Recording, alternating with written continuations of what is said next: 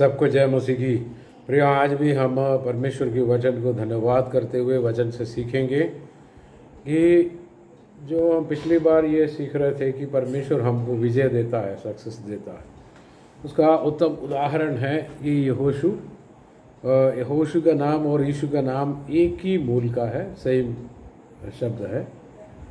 तो यहोशू का पहला अध्याय 7 और 8 आयत में हमने देखा कि इतना हो कि तू हियाव बांध कर बहुत दृढ़ होकर जो व्यवस्था मेरे दास मूसा ने तुझे दी है उन सबके अनुसार करने की चौकसी करना।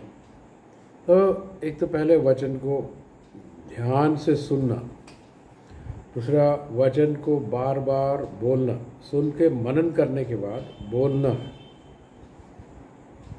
और तीसरा उसके अनुसार करना, और उसे ना तो दाहिने मोड़ना और ना बाएं। तब जहाँ जहाँ तू जाएगा वहाँ वहाँ तेरा काम सफल हो।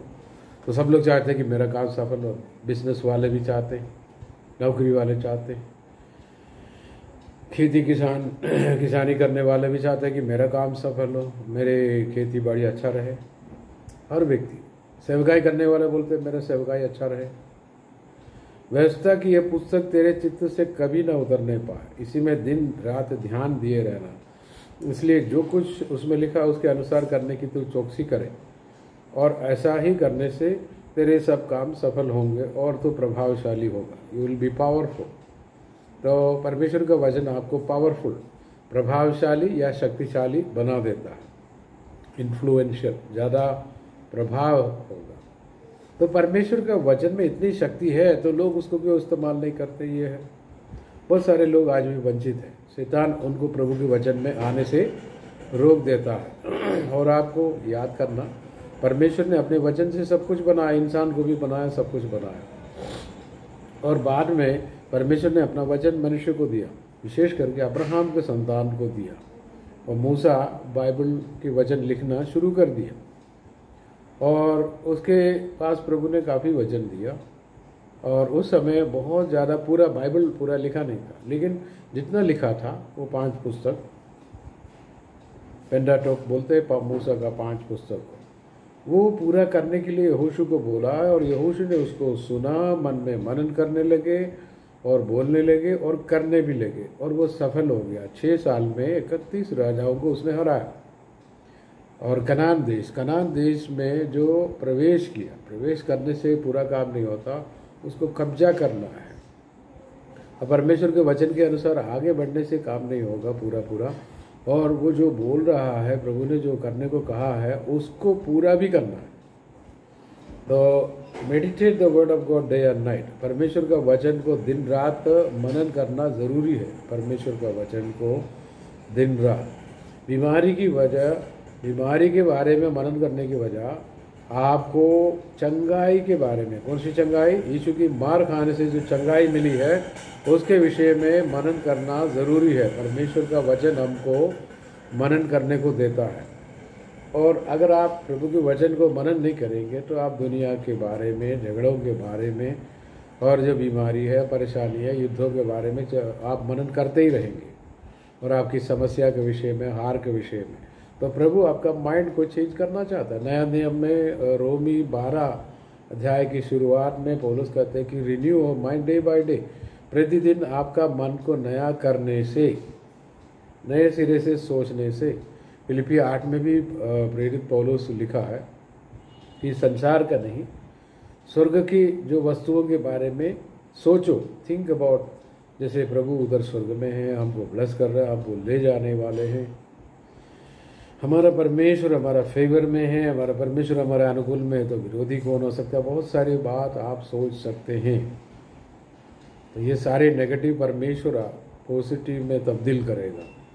आज आपका जो विचार अगर नेगेटिव है तो प्रभु उसको पॉजिटिव में करेगा। आर्थिक कमी घटी के बारे में और तमाम दिक्कतों के बारे में दिन रात जो सोच रहा है, कि प्रभु कहते हैं कि मेरे वचन के बारे में सोचो। फिर कहते हैं कि मेरे वचन को बोला करो, स्पीक माई वर्ड। ऐसे या 51 में भी लिखा है, उसकी 12, 13, 14 आयत को पढ़े कि तू शत्रु के आने का क्यों डरते हैं, थरथराते हो? मैंने अपना वचन तेरे मुंह में रखा, मैंने अपना हाथ तेरे सिर पे रखा। तो परमेश्वर अपना वचन हमारे मुंह में, दिल में भी है लेकिन मुंह में रखा, इसका मतलब है कि बोलना है। We need to speak the word. यीशु ने क्या हमको सिखाया? यीशु ने सिखाया, प्रभु यीशु मसीह, कि तुम इस पहाड़ से कह दे कि यहीं से सरक जाओ और समुद्र में जा पड़ा।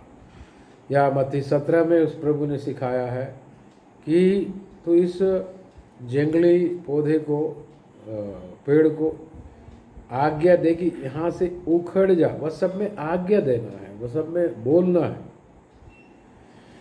यीशु ने दुष्ट आत्माओं को अपने वचन से या शब्द से, अपने बोलने से मना किया या बंद किया और उसकी शक्ति को नष्ट कर दिया।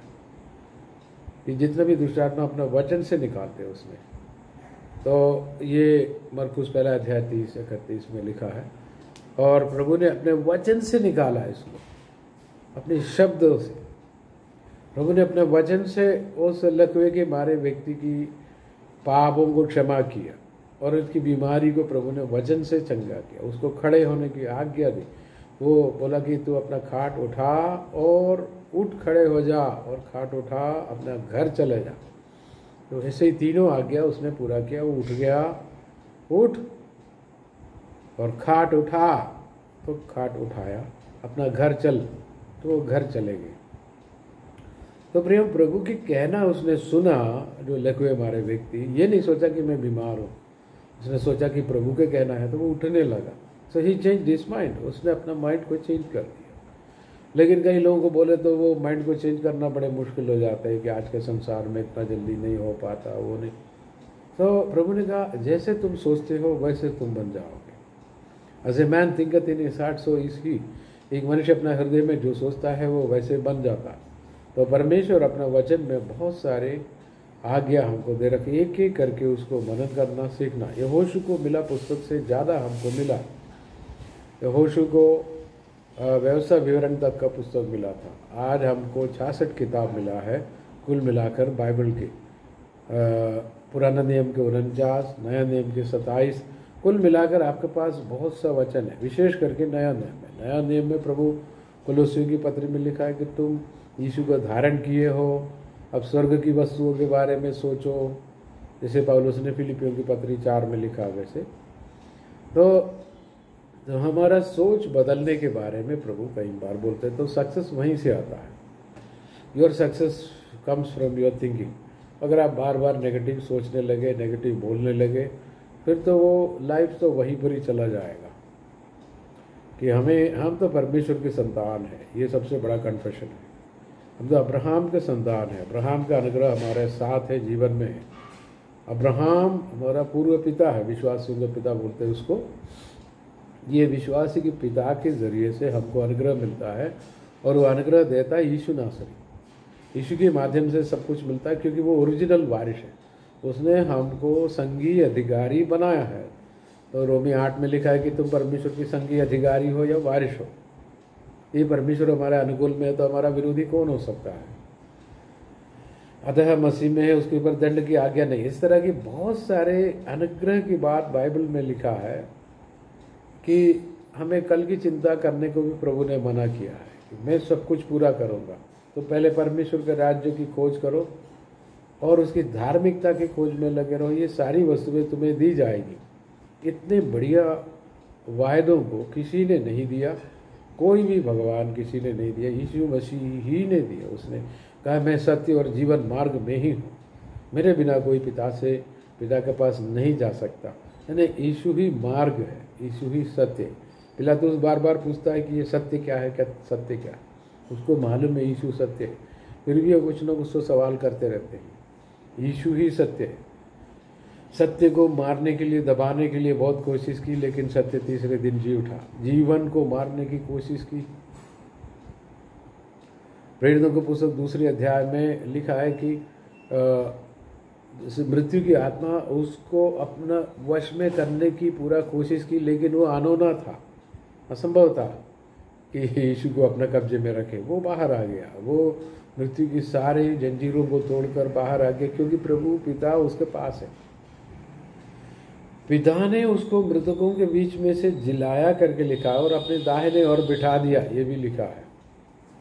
और मरकुस 16 में लिखा है कि और वो 500 लोग सामने से यीशु मसीह स्वर्गारोहण करते हैं और पिता के दाहिनी ओर जाके बैठ जाते हैं। और स्वर्गदूत कहते हैं कि तुम लोग टकटकी लगाकर स्वर्ग की ओर क्यों देखते रहते हो कि ये जैसा गया वैसे लौट कर आएगा। और यीशु मसीह आपको कंप्लीट प्रोमिस दिया है। ये सक्सेस आपकी माइंड बदलने से आता है। माइंड बदलने में वचन जैसे कोई चीज़ नहीं है, परमेश्वर का वचन जैसे। तो पहला अध्याय भजन गीत में भी लिखा है, धन्य वो पुरुष जो दिन रात परमेश्वर के वचन को मनन करता है। वो नदी किनारे लगाए वृक्ष के समान है जो हर ऋतु में फलता है। 4 ऋतु है, 4 मौसम में, है ना, बारिश का, ठंड का, और बसंत का ऋतु है, ग्रीष्म ऋतु है यानी गर्मी का। तो ये कोई भी गर्मी में अधिकतर पेड़ पौधे सूख जाते हैं अगर पानी नहीं दिया तो, लेकिन ये नदी किनारे लगा हुआ है ना। ये दाऊद ने इसलिए लिखा क्योंकि उसने देखा है कि यर्दन नदी की दोनों तरफ उस जमाने में भी जितने पेड़ पौधे हैं बहुत ही हरे भरे और फलदायक है। तो आप भी ऐसे होंगे और जवानी में, बुढ़ापे में सब वो फल देता रहेगा। ये सब बाइबल हमको सिखाता है। तो बाइबल के अनुसार अपना माइंड चेंज करना, बाइबल के अनुसार बात करना, और आपके वचन और प्रभु का वचन मेल खाए यानी एक जैसा हो। और प्रभु जो कहता है वो करने को कहता है। वो प्रभु जब एलिया नबी के थ्रू जो है एक आज्ञा दी थी कि नामान को, ताकि यर्दन में जाके 7 बार डुबकी लगा। बोला कि क्या हमारा वो एरिया में क्या पर अर्बन किस तरह की बढ़िया बढ़िया अच्छे पानी वाला नदी नहीं है कि मैं ये जो पानी में क्यों डुबकी लगा। तो उसकी एक सर्वेंट ने उनको बोला कि हे प्रभु आप देखिए, ये राजा ने बहुत बड़ी, ये नबी ने बहुत बड़ी बात अगर कह दिए होते तो आप कर लेते। तो ये छोटी सी बात है, ठीक है मैं करता हूँ। देखो सर्वेंट की बात सुन लिया उसने, जो भी हो वो अच्छा सर्वेंट है, अच्छा दास है। तो 7 बार डुबकी लगाए, लेकिन 6 बार डुबकी लगाने में उसको कुछ नहीं हुआ, कोई फर्क नहीं पड़ा। जबकि 7वीं बार डुबकी लगाया, उसका जो कोड़ी वाला शरीर जो है एक बालक जैसे, जो 3-4 साल के बच्चे के समान बन गया। तो परमेश्वर आपके अनुसरण को देखते हैं, आपके विचारों को देखते हैं, आपके शब्दों को सुनते हैं। सुनना, बोलना, देखना। तो ये परमेश्वर चाहते कि आप परमेश्वर का वचन को पूरा करें। आप सफल रहेंगे, अपने क्षेत्र में सक्सेसफुल रहेंगे, चाहे वो नौकरी हो, धंधा हो, सेवकाई हो, खेती बाड़ी हो, जो कुछ भी हो। परमेश्वर आपको सहायता करेगा, लेकिन प्रभु के यीशु के विश्वास में बने रहे, प्रभु आपको सक्सेस दिलाएगा।